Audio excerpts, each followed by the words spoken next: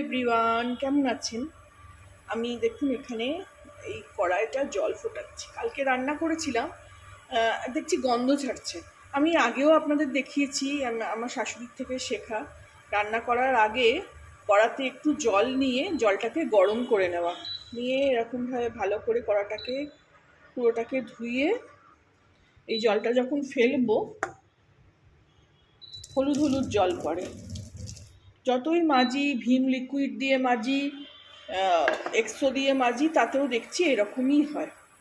তো এই আজকে ব্লগটা এখান থেকে শুরু করলাম, আপনাদের এটা দেখালাম। এখানে একটু তেল দিয়ে দুটো ডিমের পোচ করে নেব। এখানে দেখুন দিয়ে দিয়েছি ডিমের পোচটা। এইটাকে আমি কি করি, এটা আমার মাসির থেকে, মাসিমণির থেকে শেখা। মেয়ে না এটা গলা খেতে পারে না, তো এইটা এরকমভাবে নিয়ে একটু উল্টে দিই, তাহলে ওটাও একটু ভাজা হয়ে গেল।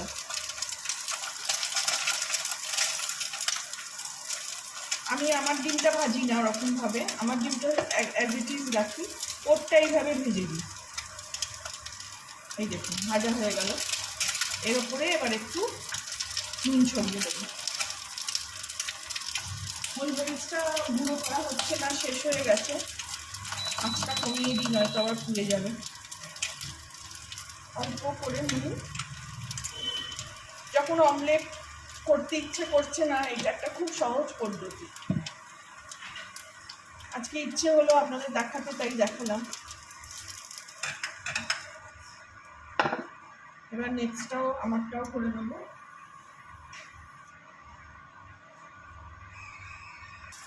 আমারটা দেখুন এইভাবেই রাখবো, এই দেখুন গলা অবস্থাতেই রাখবো, কারণ এইটা আমার গলা খেতে খুব ভাল লাগে। এটা আমার শক্ত হলে আবার ভাল লাগে না। তো এটাও ঢেলে নেবো এবারে। এই দেখুন এখানে খুব সহজে, খুব তাড়াতাড়ি দুটো ডিম ভাজা হয়েও গেল। অমলেট করতে গেলে গোল ওড়ে, তাতে আমি তো আবার একটু পেঁয়াজ, কাঁচা লঙ্কা, টমেটো সব দিয়ে খেতে ভালোবাসি, তো সবসময় করতে ইচ্ছেও করে না। এইভাবে পোচ করে নিলে একটা ডিমও খাওয়া হলো, আবার কড়াও হয়ে গেল। এখানে আমি দুটো বেগুন ভাজবো। বেগুন ভাজার সময় সবসময় স্কিনটা আগে দিতে হয়। এটা আমার একটা বৌদির থেকে, দিল্লিতে যখন ছিলাম তখন আমার একটা বৌদির থেকে শেখা যে স্কিনটা আগে দিতে হয়। দিয়ে এখানে একটু ঢাকা দিয়ে দেবো। এদিকে দেখাই, এই যে দিকটা মানে স্কিনের দিকটা ভেজে নিয়ে এবারে এগুলোকে উল্টে দেবো। এবার এটা আস্তে আস্তে একটু আঁচটাও একটু কমিয়ে দেবো, এটা ভালো করে ভাজা হবে। আসলে এইসব কড়াগুলোর এটাই ঝামেলা যে তেলগুলো একদম সাইডে চলে যায়, মধ্যিখানে দেখুন কিছু নেই, তেলগুলো সাইডে চলে গেছে। তো এবারে বেগুনটা আমি ভালো করে ভেজে নেব। এই যে বেগুন ভাজা হয়ে গেল, সুন্দর করে ভেজে নিলাম একদম মচমচে করে। আর এদিকে তেলটা রেখে দেবো, এটা দিয়ে কালকে রান্না হয়ে যাবে। এটা ফেলি না, আমি এইভাবেই করি যে পরের দিন রান্না করে নেবো। এই তেলটা রয়ে গেল, এটা দিয়ে কালকে রান্না হয়ে যাবে।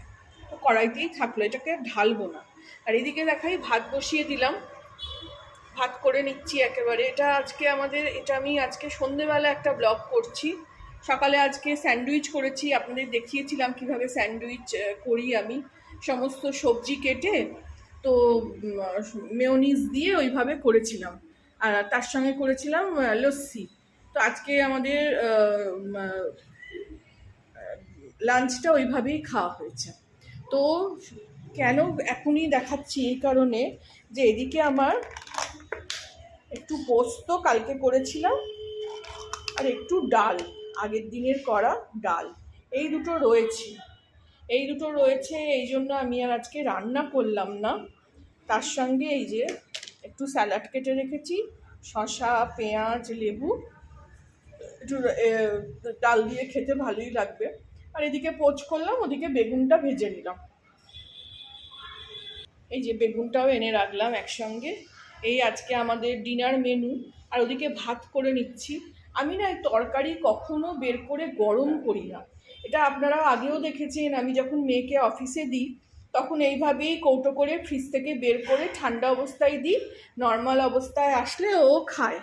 তো এখন আমি আমার বাড়ির ক্ষেত্রেও তাই করি যে যখন আমি খাবার ফ্রিজে রাখি, সাধারণত আমি ফ্রিজের খাবার খুব একটা খাই না, যখন রাখি ফ্রিজে বেশি হয়ে গেছে বা ফেলে তো দিতে পারবো না, অত সবসময় মাপ বুঝেও করা যায় না, তখন আমি করি কি ওই ফ্রিজে যখন রাখি ফ্রিজ থেকে বের করে একদম নর্মাল টেম্পারেচারে এনে খাই। ওদিকে ভাতটা তখন হয়ে যায়, ভাতটা তো তাজাই করি। ভাত খুব কম সময় রাখি, ভাত রাখলে আমি পান্তা খেতে খুব ভালোবাসি, আমি পান্তা করে খেয়ে নিই।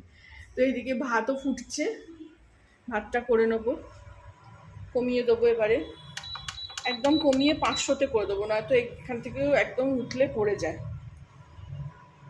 তো আজকে এই ব্লগটা ছোট করে শেয়ার করলাম, ভালো লাগলে আমার চ্যানেলটাকে একটা লাইক, শেয়ার অ্যান্ড সাবস্ক্রাইব করে দেবেন। সন্ধে হয়ে গেছে অলমোস্ট, একটু একটু আলো, সন্ধে দেবো এবারে। এই দেখুন অল্প অল্প আলো আছে। ভালো লাগলে আমার চ্যানেলটাকে একটা লাইক, শেয়ার অ্যান্ড সাবস্ক্রাইব করবেন। এই যে বাড়িতে সবসময় ম্যাক্সি পরে থাকি, তো খুব কম সময় সালোয়ার কামিজ পরি। তো ভালো লাগলে আমার চ্যানেলটাকে একটা লাইক, শেয়ার অ্যান্ড সাবস্ক্রাইব করে দেবেন। Thank you for watching.